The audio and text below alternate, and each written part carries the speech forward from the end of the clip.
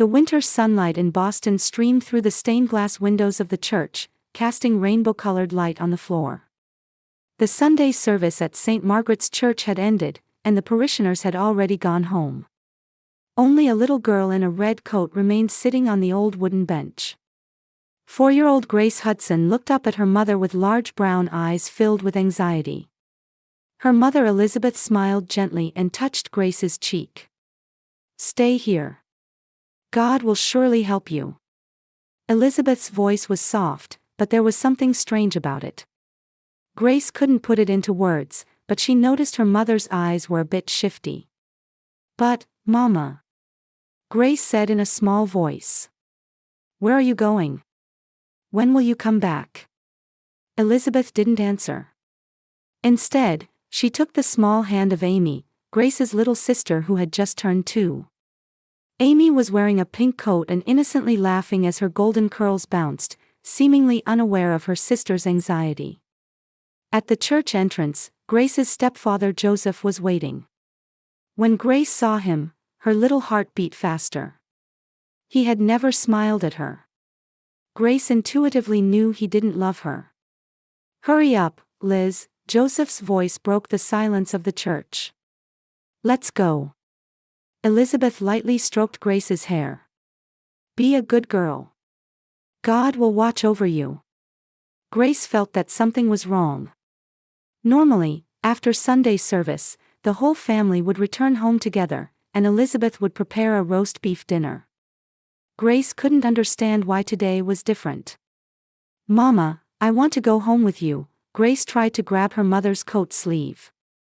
Elizabeth gently but firmly released her daughter's hand, saying, "Grace, listen to what I say. Stay here and wait." When her mother led Amy by the hand toward the church exit, Grace felt as if her feet had become as heavy as wood, making it impossible for her to move. The light streaming through the windows began to fade, and the interior of the church grew dimmer. At the exit door, Elizabeth turned around. Her face bore an expression that Grace couldn't quite understand. Was it relief? Or was it sadness? Joseph placed his hand on Elizabeth's shoulder, and the three of them went out the door. Grace couldn't make a sound.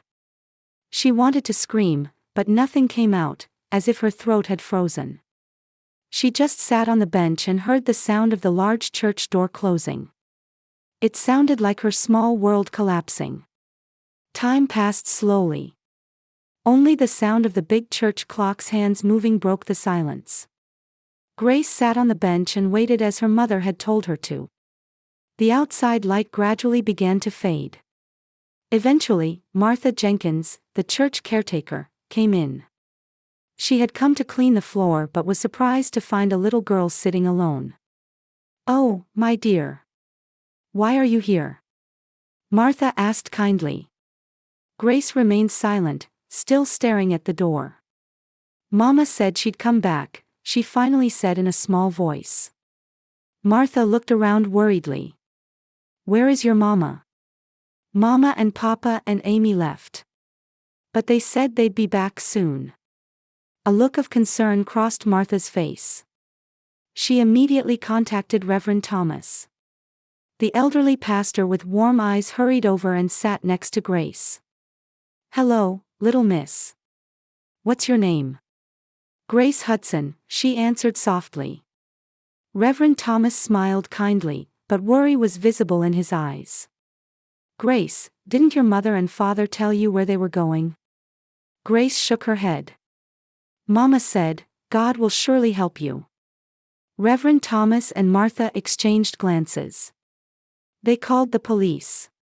When the officers arrived at the church, they gently questioned Grace. They asked for her parents' names, address, and how long ago they had left. By nightfall, Grace was still sitting on the church bench.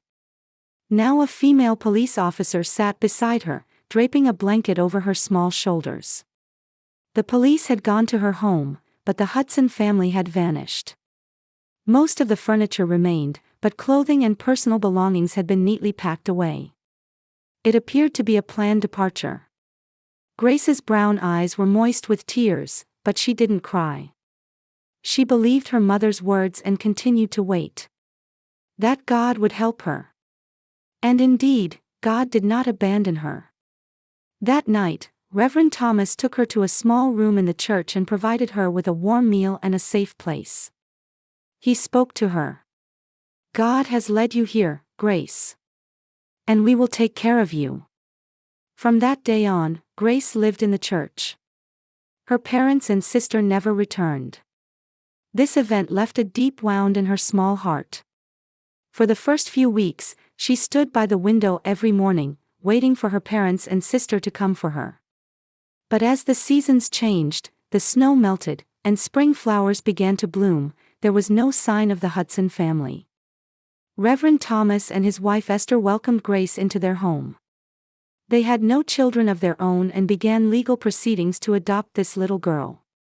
The police investigation continued, but no trace of Elizabeth and Joseph Hudson could be found. They had crossed state lines and probably changed their names. Why did they leave me behind? Grace asked herself repeatedly at night, alone in her bed. It was something her young heart couldn't understand. But during the day, she began to find comfort in Reverend Thomas's teachings. God never abandons us, Reverend Thomas told her. Sometimes there are plans beyond our understanding, but the path is always filled with love. At 7, Grace began attending the local elementary school. She was smart and loved reading books. She was particularly fascinated by Bible stories and identified with characters like Moses, Joseph, and David who overcame hardships. Because she herself had been abandoned, these stories resonated deeply with her. Grace's school life was ordinary. She had friends but rarely formed deep bonds. She always kept a bit of distance. She was afraid of trusting someone and being betrayed again. But at church, it was different.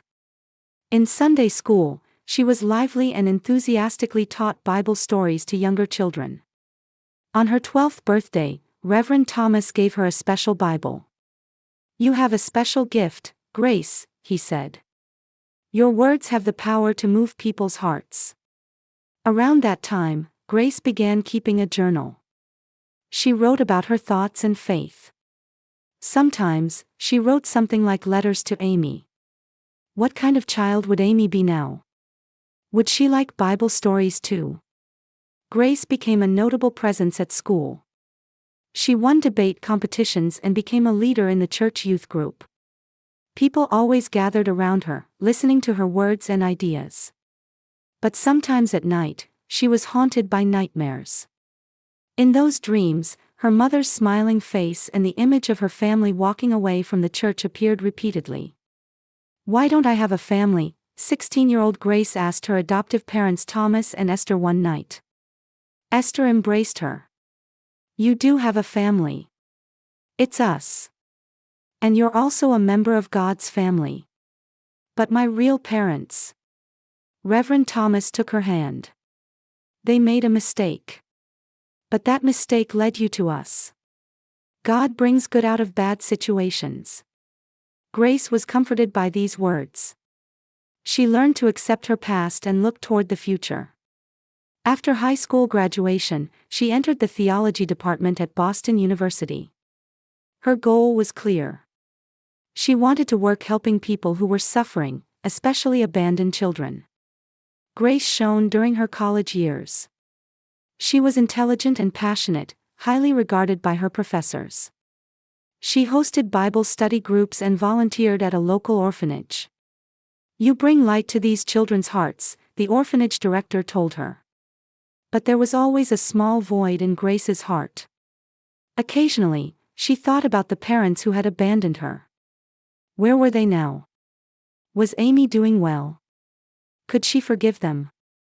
When Grace was 23, her beloved adoptive father Reverend Thomas suffered a stroke. He recovered, but his health was not good afterward.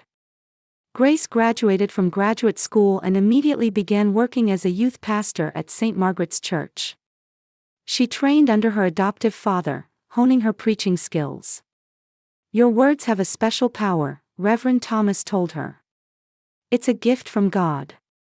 Use it wisely." At 27, Grace's life reached a major turning point. Reverend Thomas passed away peacefully. Esther grieved but rejoiced that her husband had gone to heaven. Hundreds of people gathered at the funeral to honor his life. On the night of the funeral, Grace sat alone in the church sanctuary. On the same bench where, 23 years earlier, she had been abandoned by her mother at the age of 4. She prayed quietly. God, what should I do? At that moment, she felt as if she had received a clear vision. She realized what her mission was. The next morning, Grace told Esther her plan. I'm going to start a new church. I'll call it Church of the Light of Hope. It will be a place for people who have been abandoned, for people who are hurt. Esther supported her decision. Thomas would be proud of you. Grace rented a small warehouse and began her first service. At first, it was a gathering of about 20 people, but gradually, people were drawn to her passionate preaching and warm hospitality. Her message was simple. You are never alone. No matter how deep the darkness, the light of hope is always guiding you. Grace's church grew rapidly. 3 years later, they moved to a larger building, and 5 years after that, it became an organization with branches across the United States. Her sermons were broadcast on television, and her book, Hope for the Abandoned, became a bestseller. At 34, Grace had become one of the most influential religious leaders in America. Though successful on the surface, Grace always had a small wound deep in her heart. She had never publicly shared her past. Her profile simply stated that she was the adopted daughter of Reverend Thomas and Esther Smith. She had transformed that wound into a power to heal others. Esther watched over her success and was always supportive. You are fulfilling a special mission, she told Grace. The day Thomas and I found you was part of God's plan. Grace believed this. She had overcome the pain of her past and transformed it into a power to help many people. Because she knew the pain of being abandoned, she had words that could reach the hearts of people with the same pain. The large sanctuary of the Church of the Light of Hope was always overflowing with people on Sunday mornings. This day was no exception, with more than 2,000 believers gathered, eagerly awaiting Grace Hudson's sermon. On the walls of the sanctuary, the words, "Let there be light for the abandoned," were prominently displayed. That was the core of Grace's teaching and her own life philosophy. Thank you all for joining us this morning. Grace's voice was soft yet resonated throughout the sanctuary. She was now 34, but her face had a youthfulness and, at the same time, the deep wisdom of an old soul. Her long chestnut hair curled elegantly at her shoulders, and her deep brown eyes reflected both warmth and strength. Grace's sermons always focused on acceptance and healing, but on this day, there was a special resonance in her voice. As if something within her was being stirred. In life, there are sometimes partings we cannot understand. When loved ones leave, we ask, why?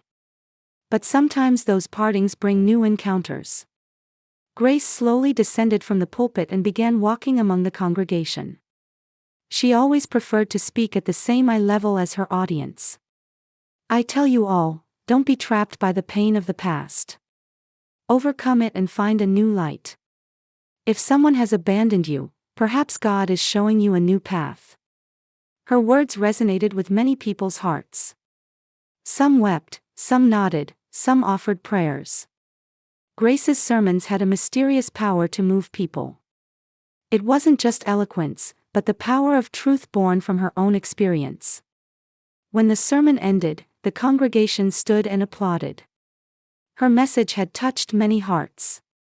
The words of her adoptive father, Reverend Thomas, came back to her, God brings good out of bad situations. Grace smiled toward Amy.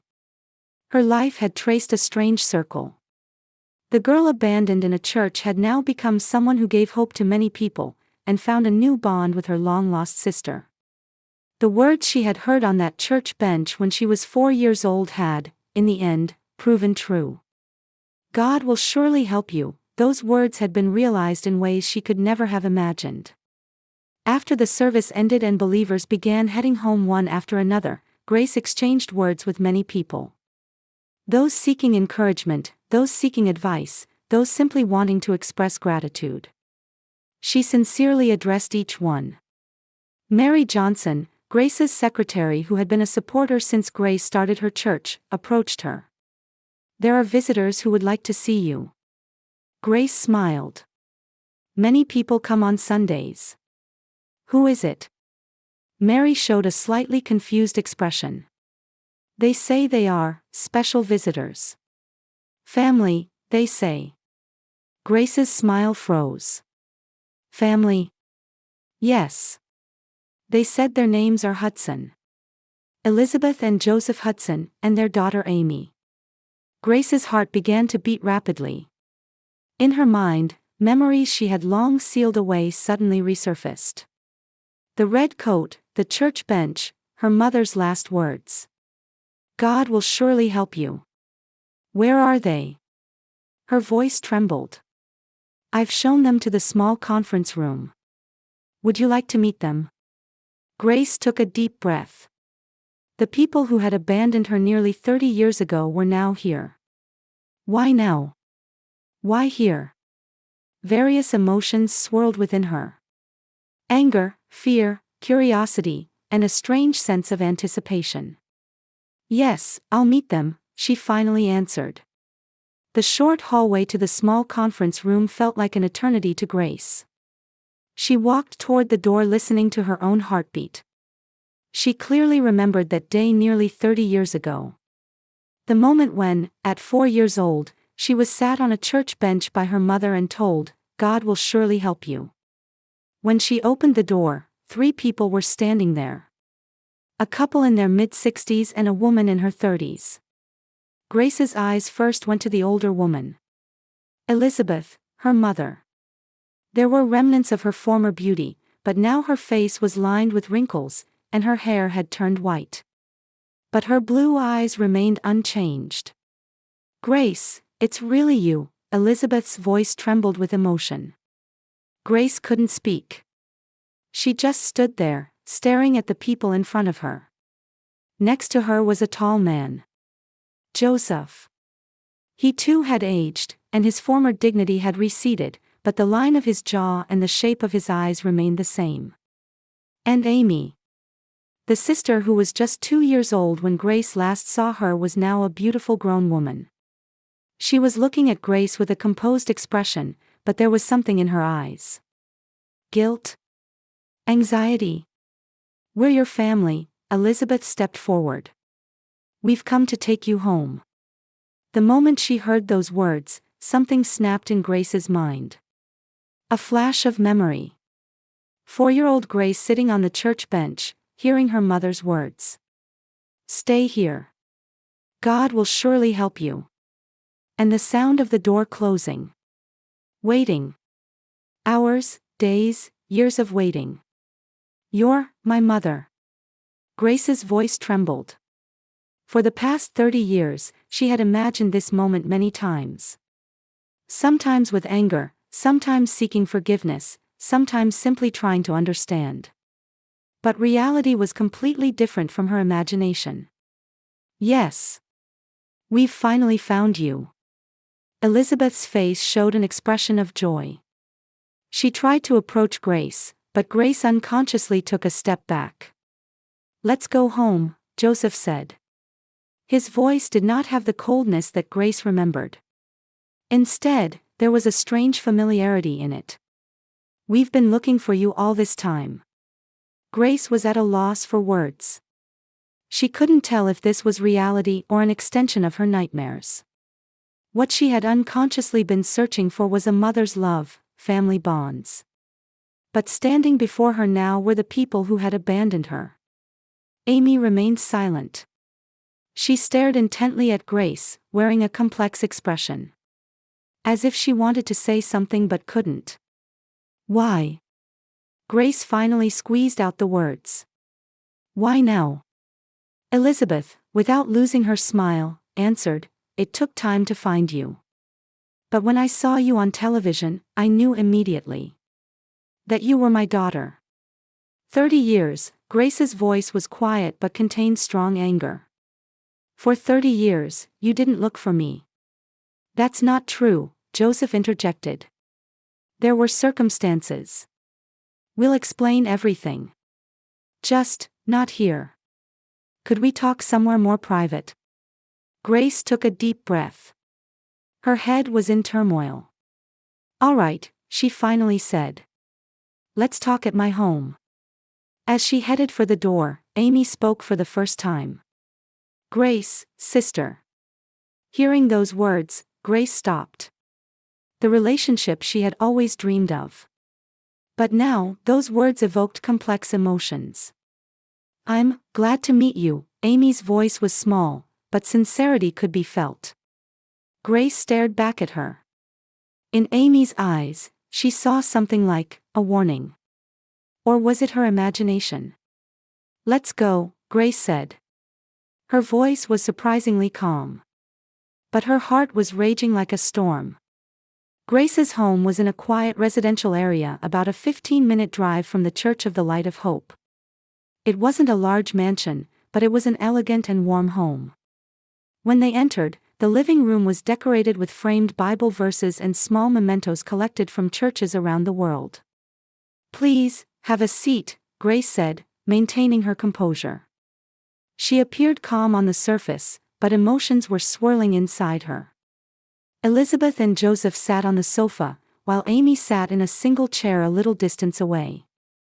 Their eyes wandered around the room, seemingly trying to glimpse a part of Grace's life. Lovely home, Elizabeth said. You've been successful. Grace sat in a chair opposite them and answered, choosing her words carefully. It's thanks to God's guidance. An awkward silence flowed. Where should they begin to fill a 30-year gap? Grace suppressed her emotions and asked in a tone as if approaching a business meeting. Why did you come looking for me now? Elizabeth and Joseph exchanged glances. Elizabeth opened her mouth. We've been looking for you all along. When we returned to the church that day, you were gone. Grace narrowed her eyes. Returned? Didn't you leave me behind? No. Elizabeth emotionally denied. It was a sad misunderstanding. We had to take Amy to the hospital urgently. She suddenly developed a high fever. I'm sure I told you, wait here, we'll be right back. Grace traced the memory in her head. Her mother's words were, God will surely help you. Nothing was said about the hospital. And when we came back, you were gone, Joseph continued. We reported it to the police, but no one could find you. Grace calmly said, the police did find me. They also visited your home. But you had moved. All personal belongings had been packed away. Elizabeth's face changed color. That's, well. We were in financial trouble, Joseph quickly said. We had to flee from creditors. But we've been looking for you all along. Grace felt something was off about their story.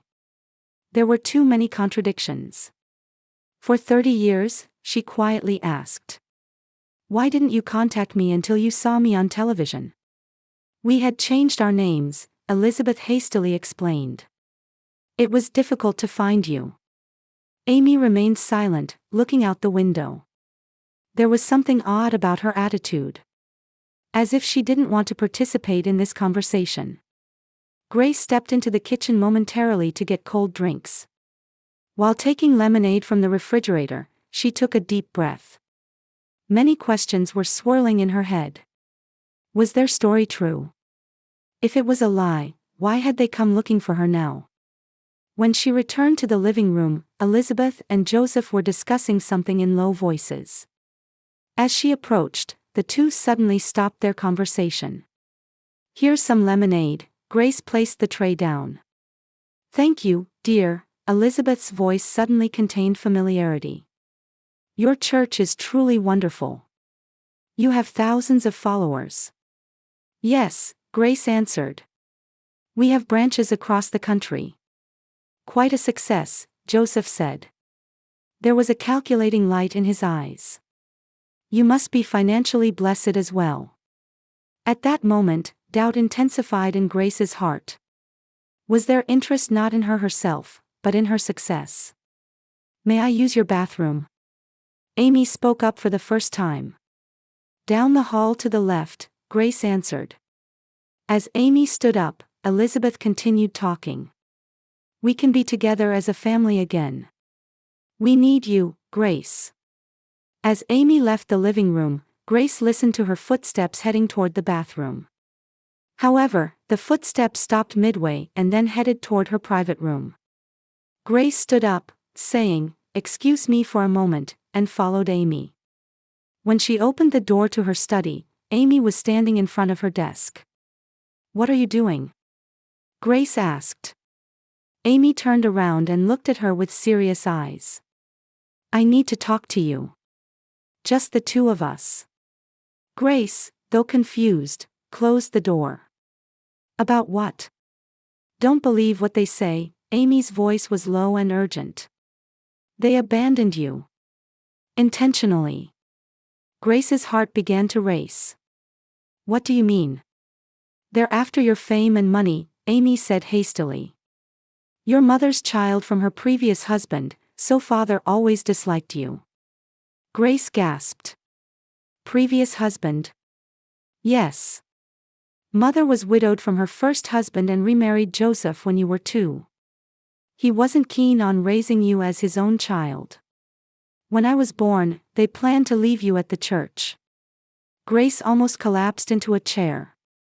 This was a completely different truth from what she had thought all her life. She wasn't her stepfather's biological child. "How do you know?" she finally managed to say.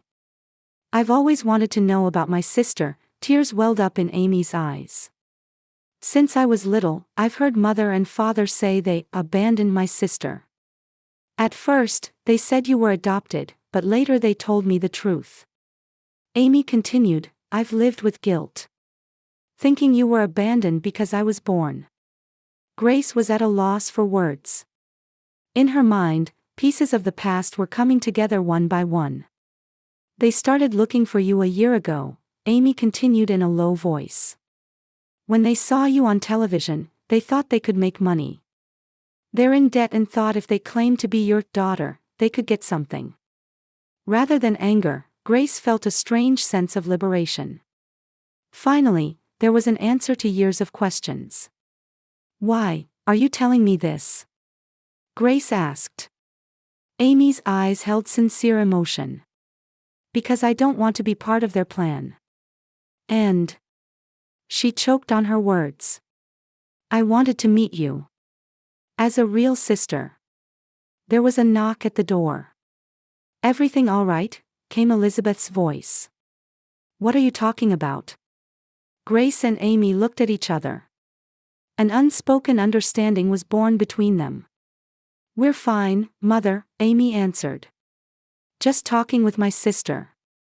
Grace took a deep breath. She now knew the truth. She had choices before her. To give in to anger, or to handle this situation wisely. "Let's go back," she said quietly to Amy. "I have something to tell them." When the two left the study, Elizabeth and Joseph were standing uneasily in the living room. Their faces showed a mixture of doubt and expectation. Grace calmly said, "Please sit down. We need to talk." Her voice contained a certainty and strength that hadn't been there before. She was ready to accept her past and walk toward the future. "Your plan to exploit me financially has failed." Grace's voice was quiet, but her words contained a sharp edge. The blood visibly drained from Elizabeth and Joseph's faces. "What are you saying?" Elizabeth tried to feign innocence, but her eyes couldn't hide her fear. "Amy told me the truth," Grace said. "You abandoned me. Intentionally. And now, you're trying to benefit from my success." "Amy." Joseph showed his anger. "What did you say?" Though trembling, Amy stood beside her sister. "Let's stop the lies. I owe Grace the truth." Grace quietly said to them, "I could sue you for attempted fraud.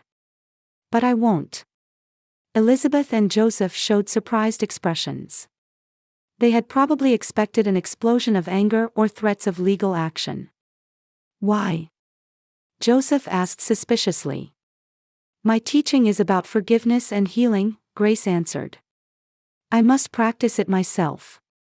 But this is your final warning. Don't ever appear before me again. Elizabeth began to cry. Grace didn't know if they were real tears or acting. But it no longer mattered. She was free from her past. Please leave, Grace pointed to the door. Elizabeth and Joseph, without the strength to resist any further, silently stood up. Grace calmly watched them leave her home. Amy hesitated a little, then approached Grace. Should I go too? Her voice was filled with anxiety. Grace looked at her. In Amy's eyes, she saw genuine regret and hope. That's your choice.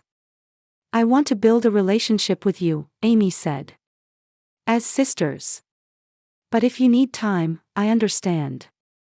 Grace nodded gently. It will take time. But let's stay in touch. 3 months later, Grace began a new sermon series, What is True Family? For the first time, she publicly shared her experience. Being left at a church at 4 years old, being raised by Reverend Thomas and his wife, and the roots she had recently discovered. Family is not just about blood ties, she addressed the congregation. Family is the people who support each other, love each other, and sometimes tell each other hard truths. At the back of the venue was Amy. She had now begun working as a volunteer at the Church of the Light of Hope. Their relationship was complex, but they were gradually building a sisterly bond. When Grace finished her sermon, the congregation stood and applauded. Her words had resonated with many people's hearts. The words of her adoptive father Reverend Thomas came back to her now, God brings good out of bad situations. Grace smiled toward Amy. Her life had traced a strange circle. The girl abandoned in a church had now become someone who gave hope to many people and had found a new bond with her long-lost sister. The words she had heard on that church bench when she was 4 years old had, in the end, proven true. God will surely help you. Those words had been realized in ways she could never have imagined.